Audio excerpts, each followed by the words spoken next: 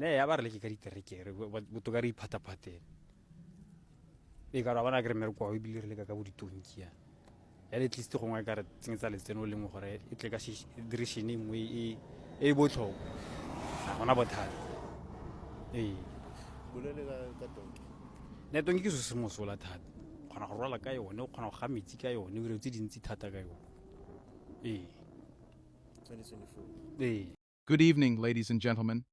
Tonight, we bring you a story so unbelievable, so far beyond the expectations of even the most seasoned political analysts, that it has the entire world scrambling for answers. In a time when the headlines are dominated by superpowers, weapons, oil, and gold, one African leader has chosen a path so unconventional, so brilliantly unexpected that the West, the East, and indeed all of Africa are now asking the same burning question. Why? Donkeys? Yes, you heard me right. Not tanks, not fighter jets, not oil rigs. Donkeys, millions of them. And behind this seemingly humble animal lies a plan so strategic, so deeply rooted in history, economics, and survival, that those who underestimate it may be walking straight into a trap they will never recover from. In the heart of Burkina Faso, President Captain Ibrahim is quietly, but decisively, building an empire unlike any the modern world has seen. The numbers are staggering: entire farmlands transformed into massive breeding grounds, trade networks buzzing with activity, veterinary stations springing up across the Sahel. The image of a donkey may seem simple, even laughable to some. But those who dare to laugh are already playing catch-up.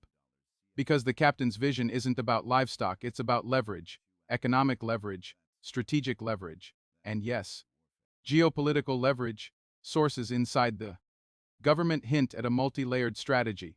On the surface, it's about agricultural power, rural employment, and transport independence. But dig deeper, and you'll find a web of economic resistance that could shake the very foundations of foreign control in Africa, from cross-border trade corridors linking Mali, Niger, and Chad, to lucrative exports aimed at Asian markets where donkey skins are worth more than silver. This is not charity. This is not nostalgia. This is a weapon of a different kind. And hear us the twist that rattling diplomats across the globe. This donkey project may be the missing piece in larger ambition to break Africa free from the stranglehold of foreign currency dependency. Analysts are whispering about a new barter-based trade system, one in which this animal dismissed by the world as a mere beast of burden becomes the beating heart of a multi-billion-dollar pan-African economic shield. But the real shock? This isn't just about Burkina Faso. Reports suggest the plan is already spilling into Niger, Mali, and Guinea, with talks to integrate it into a wider West African resistance economy. The West is worried. China is watching closely, and African youth? They are rallying behind the captain, branding him a visionary who dares to play the long game while others are still thinking in days and weeks. Tonight, we take you deep inside this operation, from the dusty breeding fields to the secret high-level meetings where this plan was born.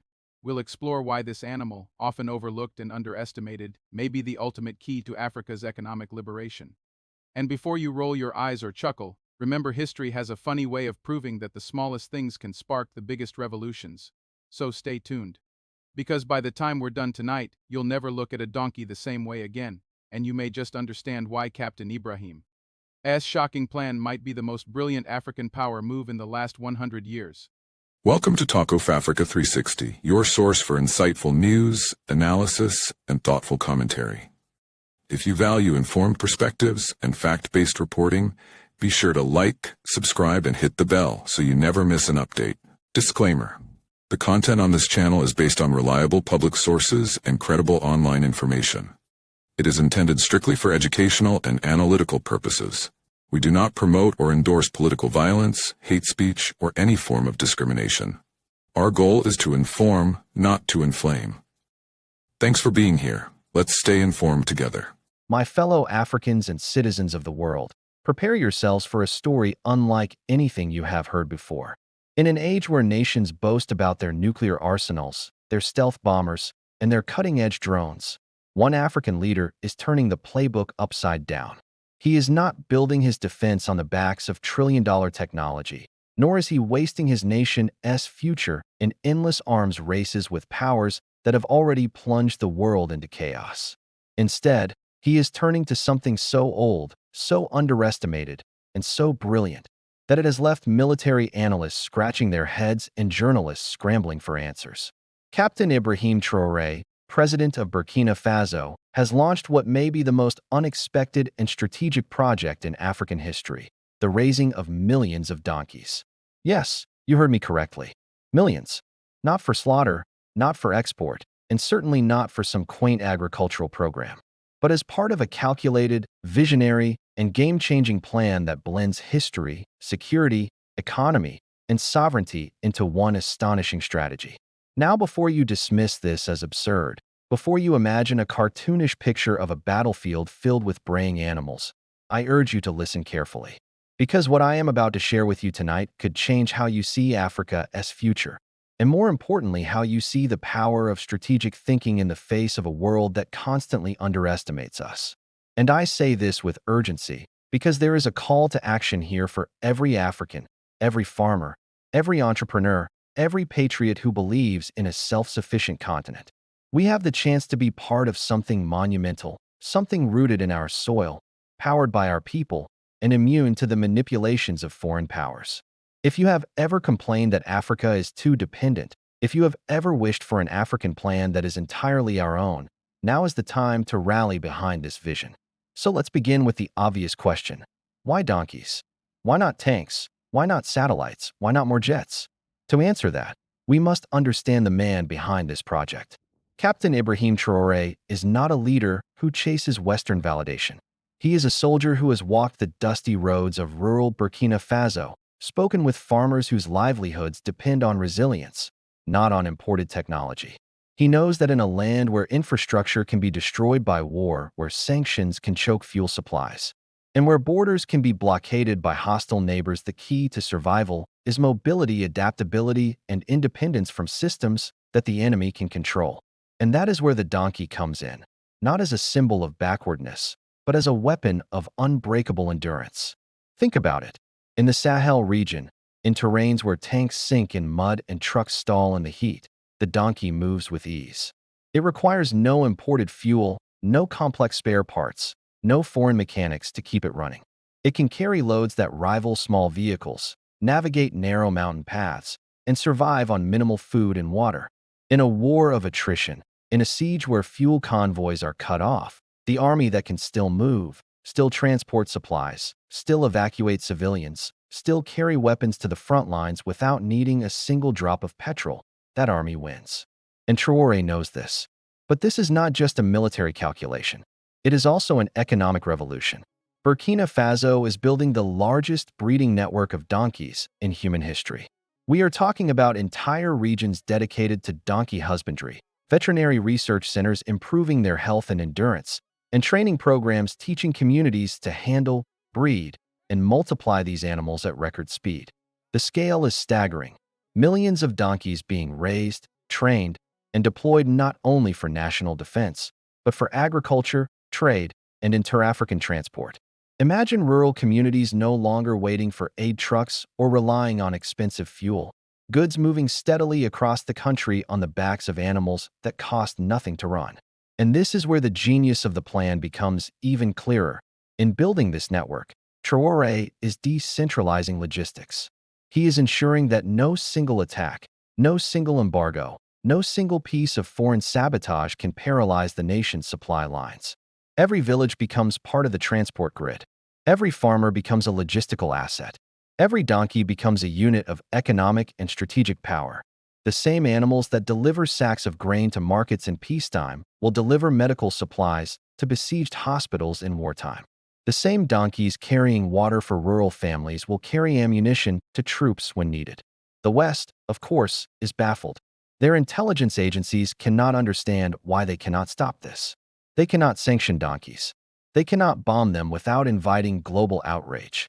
They cannot control the breeding of an animal that multiplies naturally on African soil. They can send drones over Burkina Faso's skies, but they will not see supply convoys in neat military formations. They will see scattered herds, blending into civilian life, invisible to the naked eye of imperial control. And that is the beauty of this strategy. Now, critics in Africa will say, this is primitive. This is going backwards. But let me remind you, it is only primitive when Africa does it. When Western armies deploy mules in Afghanistan because trucks can't reach mountain villages, they call it adaptive warfare. When special forces in the Middle East use camels to carry heavy loads through deserts, they call it brilliant logistics. But when Traoré chooses donkeys, suddenly it is a joke. No, my friends, this is not regression. This is innovation rooted in our environment, our needs, and our realities, not in Western fantasies about what modernity should look like. And the ripple effects are already showing. Donkey farms are creating jobs for thousands. Veterinarians are being trained in record numbers. Local blacksmiths are producing carts, saddles, and harnesses. Industries that were dying are now revived. Young people who were migrating to cities are returning to villages to join this booming sector. Even the export potential is staggering.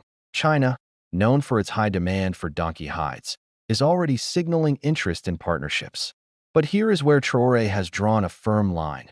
No exploitation, no selling off Africa's assets for quick profit. The donkeys of Burkina Faso will serve Burkina Faso and its allies first.